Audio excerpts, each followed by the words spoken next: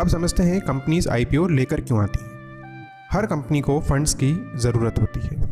Companies को funds की ज़रूरत कई कारण से हो सकती है, जैसे बिजनेस को एक्सपैंड करने के लिए, अगर कंपनी में कोई लोन है तो उसे कम करने के लिए, या फिर किसी नए प्रोडक्ट या सर्विस को लॉन्च करने के लिए। जब किसी कंपनी को एडिशनल फंड्स या कैपिटल की ज़रूरत होती है तो कंपनी के पास दो सोर्सेज होते हैं, या तो वो बैंक या मार्केट से लोन ले सकती है और या फिर पब्लिक से फंड्स इकट्ठा कर सकती है। अगर कंपनी लोन लेती है तो कंपनी को उस लोन को एक निश्चित समय पर निश्चित ब्याज के साथ लौटाना भी होता है, जबकि अगर कंपनी आईपीओ के जरिए फंड्स इकट्ठा करती है तो उसे किसी को न तो वो पैसा लौटाना पड़ता है और न ही किसी तरह का ब्याज देना पड़ता है। इसलिए कंपनीज मार्केट या बैंक से लोन लेने के बजाय आईपीओ से पैसा जुटाना ज़्यादा बेहतर समझती हैं। कोई कंपनी ये आईपीओ उस वक्त भी ला सकती है जब उसके पास फंड्स की कमी होती है। अब देखते हैं कंपनी आईपीओ को इशू कैसे करती है। कोई भी कंपनी जब अपना आईपीओ लाने की प्लानिंग करती है तो उसे एक डॉक्यूमेंट तैयार करके सेबी को देना होता है, जिसे ड्राफ्ट रेड हेरिंग प्रोस्पेक्टस कहते हैं। जैसे आरबीआई बैंक्स को रेगुलेट करती है, वैसे ही सेबी यानी securities and exchange board of India एक गवर्नमेंट बॉडी है जो स्टॉक मार्केट को रेगुलेट करती है। कंपनी को अपने इस डीआरएचपी यानी ड्राफ्ट रेड हेरिंग प्रोस्पेक्टस में आईपीओ लाने के कारण के अलावा और भी कई सारी जानकारियां डिटेल में देनी होती हैं, जैसे business details, capital structure, risk factor, risk strategy, promoters and management, past financial data etcetera. SEBI उस डीआरएचपी को रिव्यू करने के बाद कंपनी को आईपीओ लाने के लिए अप्रूवल दे देती है। इन्वेस्टर सेबी की वेबसाइट से कंपनी के रेड हेरिंग प्रोस्पेक्टस की जानकारी ले सकता है। अप्रूवल मिलने के बाद कंपनी इन्वेस्टमेंट बैंकर्स को हायर करती है, जो कंपनीज को हेल्प करके पब्लिक के लिए आईपीओ को ओपन करती है ताकि पब्लिक उस आईपीओ में अप्लाई कर सके। अब आईपीओ कितने तरह के होते हैं इसे समझते हैं। आईपीओ मेनली दो तरह के होते हैं। पहला होता है फिक्स प्राइस आईपीओ। आईपीओ जारी करने वाली कंपनी आईपीओ जारी करने से पहले इन्वेस्टमेंट बैंक के साथ मिलकर आईपीओ के प्राइस के बारे में डिस्कस करती है और आईपीओ का प्राइस डिसाइड करती है। उस फिक्स प्राइस पर ही कोई भी इन्वेस्टर आईपीओ को सब्सक्राइब कर सकता है। यानी अगर किसी कंपनी ने फिक्स प्राइस आईपीओ में अपने शेयर्स की प्राइस 200 रुपये रखी है तो इन्वेस्टर को इसी प्राइस पर शेयर्स खरीदना होता है। दूसरे तरह के आईपीओ को बोलते हैं बुक बिल्डिंग आईपीओ। इसमें कंपनी इन्वेस्टमेंट बैंक के साथ मिलकर फिक्स्ड प्राइस की जगह आईपीओ के एक प्राइस बैंड को डिसाइड करती है और फिर आईपीओ जारी किया जाता है। यानी कंपनी के शेयर्स की मिनिमम प्राइस, जिसे फ्लोर प्राइस भी कहते हैं, और मैक्सिमम प्राइस, जिसे कैप प्राइस भी कहते हैं, वो डिसाइड करती है। जैसे कि 100 रुपये उसकी मिनिमम प्राइस और 120 रुपये उसकी मैक्सिमम प्राइस। और फिर कंपनी के शेयर्स की जो भी कीमत होती है वो प्राइस बैंड के अंदर ही होती है। इसके बाद डिसाइड किए गए प्राइस बैंड में से इन्वेस्टर अपनी बिड सब्सक्राइब करते हैं। इस प्राइस बैंड में मैक्सिमम 20% का डिफरेंस हो सकता है। आईपीओ क्या है और इसे क्यों जारी किया जाता है, ये सब तो हमने समझ लिया। चलिए अब समझते हैं कि आईपीओ में आखिर इन्वेस्ट कैसे किया जाता है। आईपीओ जारी करने वाली कंपनी अपने आईपीओ को इन्वेस्टर्स के लिए 3 से 10 दिनों के लिए ओपन करती है। कोई कंपनी अपने आईपीओ जारी करने की अवधि सिर्फ 3 दिन भी रखती है तो कोई 3 दिन से ज़्यादा भी रखती है।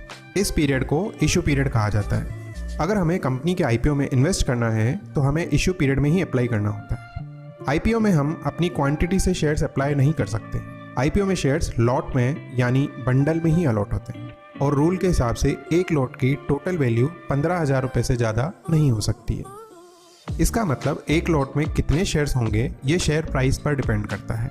एग्जाम्पल, अगर शेयर की प्राइस 550 रुपये है तो लॉट में 15,000 डिवाइडेड बाय 550 यानी कुल 27 शेयर ही आएंगे। आईपीओ में हम लॉट के मल्टीपल्स में ही अप्लाई कर सकते हैं। अगर आईपीओ फिक्स प्राइस इशू है तो हमें उसी फिक्स प्राइस पर आईपीओ के लिए अप्लाई करना होगा, और अगर आईपीओ बुक बिल्डिंग इशू है तो हमें उस बुक बिल्डिंग इशू के प्राइस बैंड के अनुसार ही बिड लगानी होगी। अगर आप आईपीओ में इन्वेस्ट करना चाहते हैं तो उसके लिए आपके पास डीमैट अकाउंट और ट्रेडिंग अकाउंट होना जरूरी है। डीमैट अकाउंट, ट्रेडिंग अकाउंट और स्टॉक ब्रोकर के बारे में अगर आप डिटेल में जानना चाहते हैं तो इससे रिलेटेड हमारे चैनल पर वीडियो को देख सकते हैं। साथ ही अगर आप इंडिया के largest number 1 discount broker Zerodha के साथ अपना डीमैट अकाउंट खोलना चाहते हैं तो वीडियो के डिस्क्रिप्शन में दिए गए लिंक को यूज़ करके केवल 5 मिनट में ही अपना डीमैट अकाउंट ऑनलाइन खुलवा सकते हैं। आईपीओ में ऑफलाइन और ऑनलाइन दोनों तरह से अप्लाई कर सकते हैं। अगर हमें ऑफलाइन अप्लाई करना है तो हमें बैंक या ब्रोकर से फॉर्म लेकर उसमें अपने डीमेट अकाउंट नंबर और अपनी पूरी जानकारी भर के बैंक या ब्रोकर के पास जमा कराना होता है। और अगर हम आईपीओ में ऑनलाइन अप्लाई करना चाहते हैं तो हमें इंटरनेट बैंकिंग की वेबसाइट से या रजिस्टर्ड ब्रोकर की वेबसाइट से आसानी से आईपीओ में इन्वेस्ट कर सकते हैं। जो लोग कंपनियों के शेयर्स को खरीदते हैं या फिर उनमें इन्वेस्ट करते हैं उन्हें आमतौर पर रिटेल इन्वेस्टर कहा जाता है। एक सामान्य व्यक्ति रिटेल इन्वेस्टर के रूप में किसी भी कंपनी के आईपीओ में मैक्सिमम 2 लाख रुपए तक के लिए इन्वेस्ट कर सकता है। इसके अलावा इन्वेस्टर्स को इन कैटेगरीज में भी बांटा गया है। जो रिटेल इन्वेस्टर 2 लाख रुपए से ज़्यादा के शेयर्स के लिए आईपीओ में अप्लाई करते हैं उन्हें हाई नेटवर्थ इंडिविजुअल यानी HNI कहा जाता है। Individual investors, NRIs, companies, trust etcetera जो 2 लाख रुपए से ज़्यादा के लिए बिड करते हैं उन्हें नॉन इंस्टीट्यूशनल इन्वेस्टर्स कहा जाता है। इन्हें सेबी के साथ रिटेल इंडिविजुअल इन्वेस्टर के रूप में रजिस्टर करने की जरूरत नहीं होती है। नॉन इंस्टीट्यूशनल बिडर्स के लिए बुक बिल्डिंग आईपीओस में टोटल इश्यू साइज का 15% कोटा रिजर्व रहता है। Financial institutions, banks, foreign institutional investors यानी FIIs और म्यूचुअल फंड्स जो कि सेबी के साथ रजिस्टर्ड होते हैं उन्हें QIBs कहा जाता है।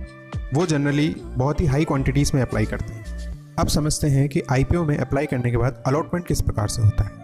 जब आईपीओ ओपनिंग क्लोज हो जाती है तो कंपनी आईपीओ का अलॉटमेंट करती है। इस प्रोसेस में कंपनी सेलेक्टेड इन्वेस्टर्स को आईपीओ अलॉट करती है। यहाँ ये जरूरी नहीं है कि अगर हमने आईपीओ में अप्लाई किया है तो हमें अलॉटमेंट मिलेगा ही सही। इसकी वजह यह है कि कंपनी जितने शेयर्स के लिए आईपीओ ओपन करती है, अगर डिमांड ज़्यादा है और पब्लिक उससे कहीं ज़्यादा शेयर्स के लिए अप्लाई करती है तो आईपीओ में शेयर्स का अलॉटमेंट कंप्यूटर सिस्टम द्वारा रैंडमली किया जाता है। इसका मतलब अगर हमने किसी कंपनी के आईपीओ में 3 लॉट के लिए अप्लाई किया है तो हो सकता है कि हमें सिर्फ एक ही लॉट मिले और या फिर एक भी लॉट नहीं मिले। आईपीओ में किस प्रकार अप्लाई करते हैं इसके बारे में हम एक डिटेल वीडियो जल्द ही लेकर आएंगे। इन्वेस्टर्स को आईपीओ अलॉट होने के बाद कंपनी के शेयर्स स्टॉक एक्सचेंज में लिस्ट हो जाते हैं। स्टॉक मार्केट में लिस्ट होने के बाद ही इन शेयर्स को सेकेंडरी मार्केट में खरीदा और बेचा जा सकता है। अब समझते हैं आईपीओ में इन्वेस्ट करके पैसा किस तरह से बनता है। आईपीओ में इन्वेस्ट करके हम किस तरह करोड़पति बन सकते हैं इसे एक एग्जाम्पल से समझते हैं।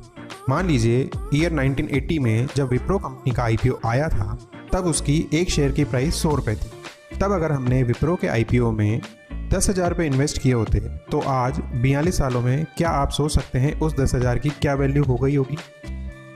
आज 14 जून 2021 को विप्रो कंपनी के शेयर की प्राइस 562 रुपये है और इन 42 सालों में कंपनी द्वारा दिए गए बोनस और स्प्लिट्स को कंसीडर करने के बाद आपके 10,000 की वैल्यू हो गई है 1438 करोड़ रुपए। जी हाँ, आईपीओ से इतना ज़्यादा रिटर्न भी मिल सकता है। इसका मतलब अगर हम अच्छी कंपनीज जिनकी फ्यूचर में काफ़ी ग्रोथ पॉसिबल है